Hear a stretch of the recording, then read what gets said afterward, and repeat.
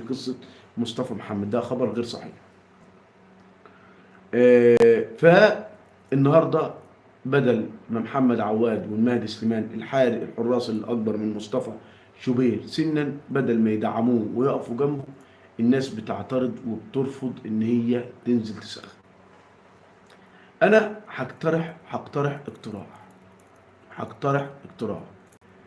اللي ما يمثلش منتخب مصر ما يلعبش كورة.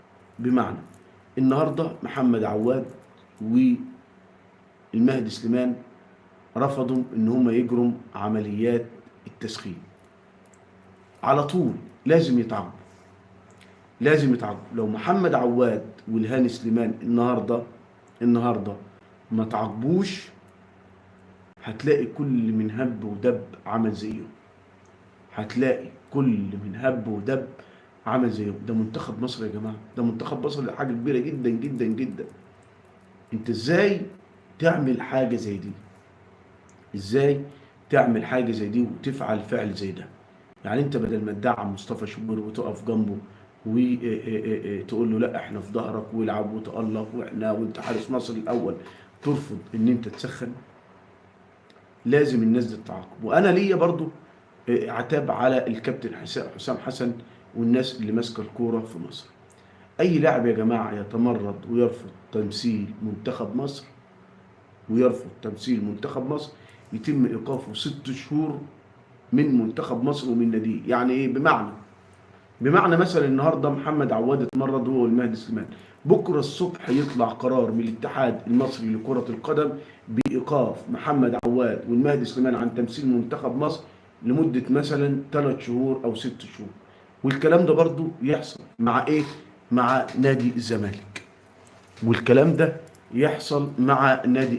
يعني يوقف محمد عواد والمهدي سليمان لمدة مثلا شهرين 3 6، حسب ما الناس تشوف الأمر مناسب ليها.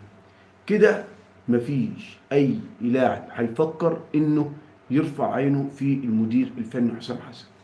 إنما تسيب الموضوع كده بزراميط، تسيب الدنيا سايبة كده في منتخب مصر وفي انحلال ما بين اللعيبة، مفيش دعم للمدير الفني حسام حسن اللي احنا قلنا بادئ بدايه ولا اروع. يعني حسام حسن مثلا في بطوله الافريقيه النهارده صعد برصيد 14 نقطه، متصدر المجموعه، لعب مثلا 4 مباريات كسبهم وتعادل مباراتين. ليه انا ما دعموش؟ ليه ما اقفش في ظهره؟ ليه ما اقفش جنبه؟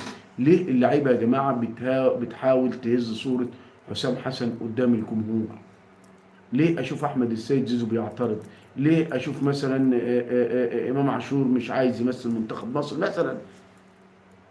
يعني ليه النهارده شفت احمد نبيل كوكا زعلان بره وبيقول للمعد البدني خليه ينزلني اخر 10 دقائق؟ بقول له فاضل 10 دقائق، وانا شفت الفيديو ده، بقول له فاضل 10 دقائق خليه ينزلني. ليه كده يا جماعه؟ يعني ليه احنا بنحاول نهز صوره حسام حسن؟ ليه اللعيبه ما بتدعموش؟ ليه الجمهور ما بيدعموش؟ النهارده شكل المدرجات غريب جدا. يعني تحس ان منتخب مصر غريب في بيته. النهارده منتخب مصر كان مسيطر وكان مستحوذ ومنتخب واحنا نعتبر بنلعب بالبدلاء، الا مثلا مصطفى محمد وتريزيجيه وعمر مرموش ومروان عطيه. النهارده عمر كمال شفناه بيشترك، النهارده ابراهيم عادل، النهارده محمود زلاكه، النهارده محمد ربيعه، وشفنا حسام عبد المجيد، وشفنا قبل كده محمد شحاته. ليه كلنا يا جماعه ما نوقفش سبورت في دار حسام حسن؟ ليه كلنا ما نساندش العميد حسام حسن؟ ليه كلنا واقفين ضده؟ ما تعتبروا يا سيدي خواجه اجنبي لابس برنيطه واقف على الخط، اعتبروا هنري ميشيل، اعتبروا برونو ميتسو، اعتبروا اي مدير فني. ليه يا جماعه قله الاحترام دي؟ ليه مصرين ان احنا نهزق نفسنا؟ فلازم انا من وجهه نظري العميد حسام حسن ياخد قرار في الموضوع ده، والاتحاد المصري لكره القدم ياخد قرار في الموضوع ده. ليه مثلا يقول لك محمد صلاح مش جاي، او انا مش هلعب الماتش ده عشان الملعب ده نجي صلاح؟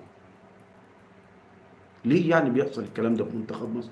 ما منتخبات العالم كلها فيها نجوم اكبر من الناس اللي بتعترض في منتخب. بس شوف دي منتخب السنغال، او منتخب السنغال كله محترفين في اوروبا في اكبر الانديه الاوروبيه، منتخب الكاميرون، منتخب المغرب، منتخب الجزائر. ليه الناس ما بتعملش كده هناك؟ ليه احنا مصرين نصغر نفسنا؟ ليه احنا مصرين نقل من نفسنا؟